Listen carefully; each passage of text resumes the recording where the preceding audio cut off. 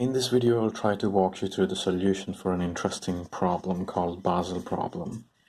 It was first posed by Pietro Mengoli in 1650, and it was later solved by Leonhard Euler in 1734. So I've been watching a lot of Numberphile videos lately, and Numberphile is a YouTube channel. They make videos about interesting numbers and mathematical concepts. I highly recommend it to everyone.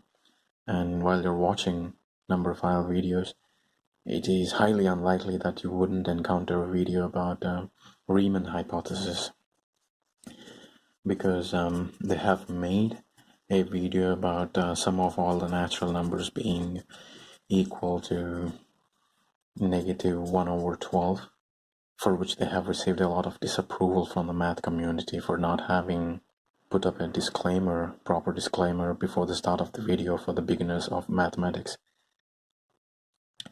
But I think they have their own reasons for producing the video. And coming to the Riemann hypothesis, it is a concept given by mathematician Bernard Riemann, and according to him, this is called a Riemann zeta function, 1 by 1 power s, 1 by 2 power s, plus 1 by 3 power s, and so on.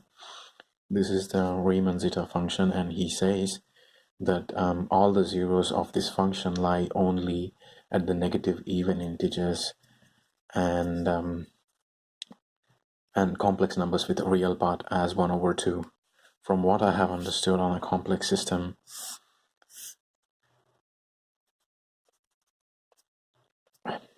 actually the Riemann zeta function is defined for complex S with a real part greater than 1. So it is here, it is in this area that this function is defined, and hypothesis says that all the zeros, the non-trivial zeros, are on this line, because this is where the real part of the complex number will be 1/2, and all the trivial zeros will be occurring at the even negative integers on the system. So while watching this video, I have tried to substitute s equal to 2 in the Riemann zeta function and tried to solve the function at that. And what initially seemed to me as very unassuming problem was very complex, and I had to search for the internet. I had to search for the solution on the internet. So this is a Riemann zeta function at +2, 1/1, 1/4, plus 1/9, plus 1/16, and it is just squares of all the natural numbers on the denominator. And this is basically the Basel problem.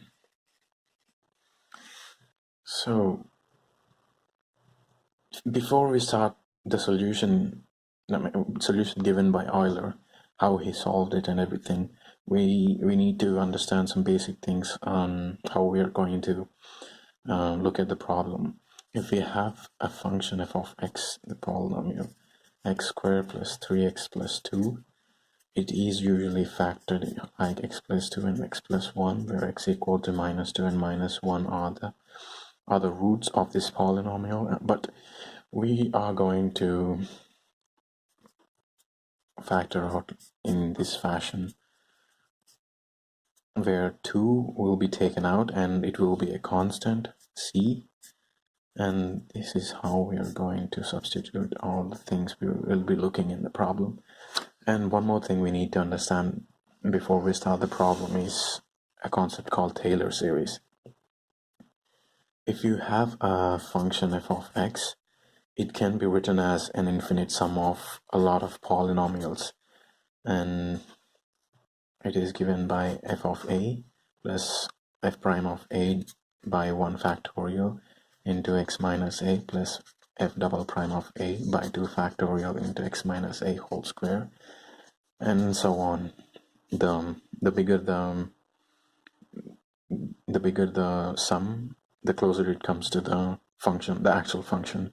And here a is the point at we are trying this function. It is called, we are centering the function at a.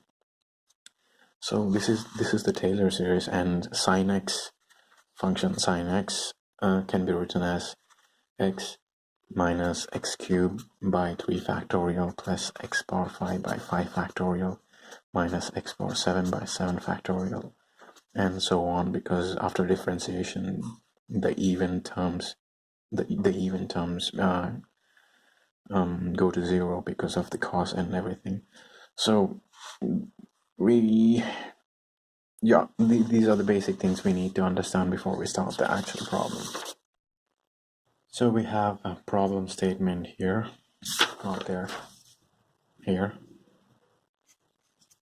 Sum from n equal to 1 to infinity. 1 plus 1 by 4 plus 1 by 9 plus 1 by 16 plus so on. This is the Basel problem. And Euler uses function sin x to solve this problem, and we know,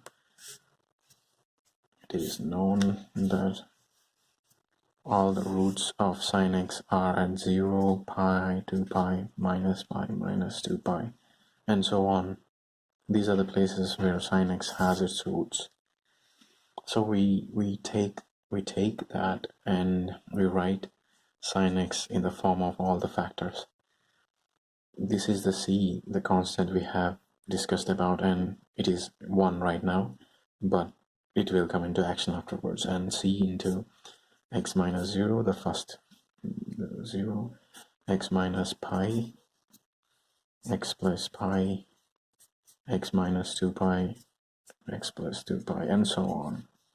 These are all the factors of the function sin x, and it can be solved.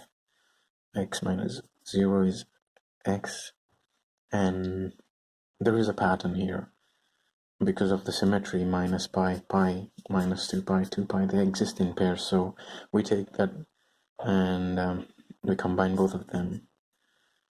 X minus a into x plus a equal to x squared minus a squared. So this is how we write it down.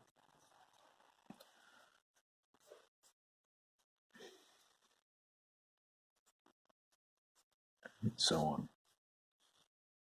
And after this, we solve and we try to put this expression in the way we like it.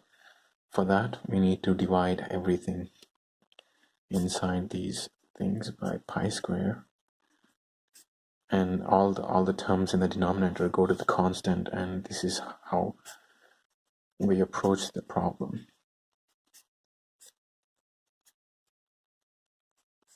And so on.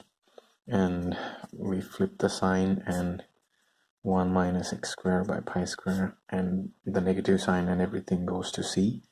We don't have a problem with anything there. 1 minus x squared by 9 pi square, and so on. And at this point, we try to divide both sides of the equation by x, which results in constant into 1 minus x squared by pi square into 1 minus x squared by 4 pi square, and so on. So at this point we will try to find the value of c by putting x equal to 0.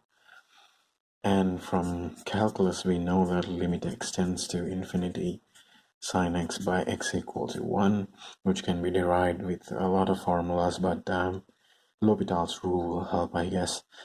And we equal it to 1, everything. 1 equal to c, and x equal to 0 at this point, and all will result in 1s. So c into 1 into 1, and so this will be c equal to 1. And from that, we substitute constant c equal to 1 in our equation, and sin x by x equal to just the terms remain. 1 minus x squared by 9 pi square, and so on. But we know that sin x from Taylor series is equal to x minus x cubed by 3 factorial plus x power 5 by 5 factorial minus x power 7 by 7 factorial, and so on. We divide the equation with x and we obtain 1 minus x squared by 3 factorial plus x power 4 by 5 factorial minus x power 6 by 7 factorial, and so on. So now these two equations look similar and we try to equal them, and it will result in the solution. So equaling both of them, we will have 1 minus x squared by 3 factorial plus x power 4 by 5 factorial minus x power 6 by 7 factorial plus x power 8 by 9 factorial, and so on, equaling to 1 minus x squared by pi squared, 1 minus x squared by 4 pi squared, 1 minus x squared by 9 pi squared, and so on. So we will try to multiply all the ones together initially, and we will have 1, and after that we will have we will multiply this term with all the ones. We will have x squared by pi squared, and after that we will multiply 1 with this term and all the ones. We will have x squared by 4 pi squared, and so on. Maybe 16 pi squared, and so on. And somewhere after that we will have x power 4 and x power 6 and something, all the terms after that, because we multiplied this with this and all these three together and something like that. So here we have 1 minus, we take x squared common, and we will have 1 by pi squared plus 1 by 4 pi squared, 1 by 9 pi squared, and 1 by 16 pi squared on this stuff. As x power 4 into something minus x power 6 into something, and so on. But here we can actually see the similarities between this thing we have obtained from the Taylor series and the thing we have obtained from the factorization, and we equal both of them. So the coefficient of x squared term here is minus 1 by 3 factorial. We try to equal it with the coefficient we obtain here, which is minus of 1 by pi square plus 1 by 4 pi square plus 1 by 9 pi square plus 1 by 16, so on. So 1 by 6 equal to, we take 1 by pi square outside, and we will be left with what we have started this problem with, and so on. So here is the solution to the Basel problem. Pi squared by 6 equal to 1 plus 1 by 4 plus 1 by 9 plus 1 by 16, and so on. This is the Basel problem, and this is a solution given by Euler in 1734 by what I have understood as a non-rigorous method of proving or getting a solution. And there are other methods with which we can obtain this solution, but this is the one. This is the solution for this. And it just seemed interesting for me. This whole process of solving this is very interesting. We go through Taylor series, we go through limits, and we have the sign, and we have all these factorization and everything. It is just interesting, and it is hard to believe that, I mean, maybe it doesn't surprise anyone who has initially looked at 1 plus 1 by 4 plus 1 by 9 plus 1 by 16 that it is complex, but it took like 100 years before it was solved in 1734. So it is one of the interesting things I have encountered while watching these mathematical videos on Numberphile and a lot of other math channels like Mathologer and something like that. So I just wanted to share my understanding of this problem, and I will try to include all the links with which I have obtained an understanding of this problem, so that you can go through the same links as well. because this is just for my understanding. I have uploaded this video, so that's it, I guess. Thanks.